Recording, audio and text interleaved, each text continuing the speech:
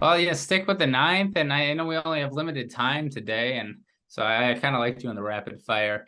The Singh v. Garland case, the deficient NTA in absentia removal order case from the Ninth Circuit, pretty much the seminal case now that the Fifth Circuit has been shocking back its Rodriguez decision.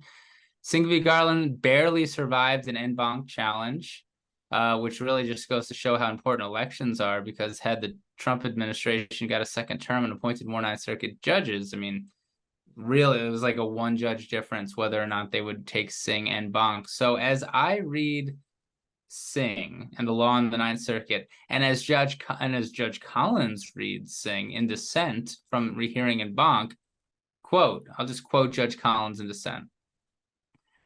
The Singh decision, quote, casts doubt on the validity of potentially tens of thousands of in absentia removal orders issued in the Ninth Circuit over the last 2 decades. Judge, end quote. That's Judge Collins, not me. I happen to agree with Judge Collins, but I mean, if you have an in absentia removal order issued in the Ninth Circuit and to a lesser extent the Fifth Circuit, and it did not have the date, time, or location of the first hearing, and they were then ordered in absentia, removed in absentia because they didn't show up in the Ninth Circuit, I mean, you've got a motion to reopen right there. In the Fifth, a little bit more difficult, but you've got it there too. And to me, that's a no notice motion to reopen, and there are no time limits to a no notice motion to reopen in an absentia order of removal. Tens of thousands of removal orders in the Ninth just survived en banc. Get them in while they're hot, because I'd be astonished if the matter doesn't go to the Supreme Court within the next 2 years. Obviously, all of this is because of Ms. Chavez and Pereira.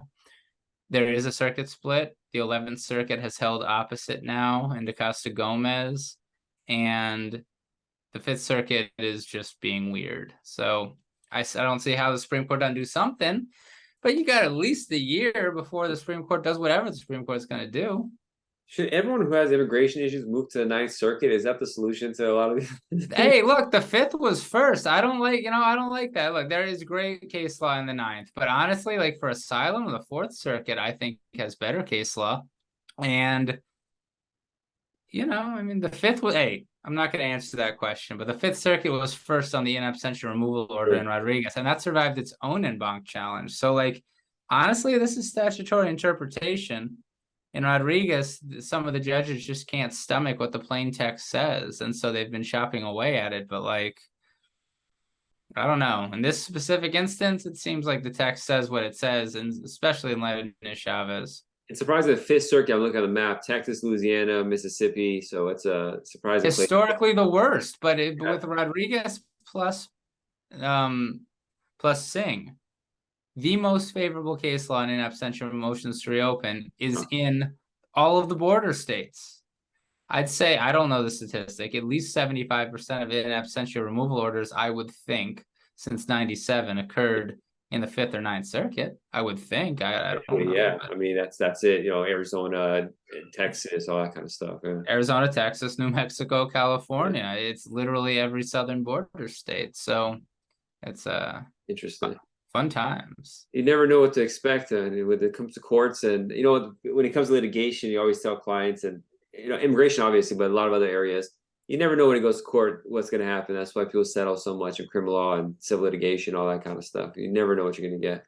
It's even worse though than that, because it's like, immigration judges sometimes roll your eyes when you're making these unique legal arguments in immigration court, but like so much of the current stuff with the deficient NTAs, it's getting like knocked down because the attorney didn't bring it up in 2004 when all of the case law was against the attorney, and they would have had no reason to bring it up. There's no case law, but then they're like, well, you didn't timely assert it, even though it would have been denied. I mean, you have to make these unique arguments and then see what happens. Yeah, the checklist stuff just to throw in there, like a prefab list in your motion to just say everything, just do it. Right. Yeah, ALEC should do a goodie list of stuff just to include in the motions, because you never know.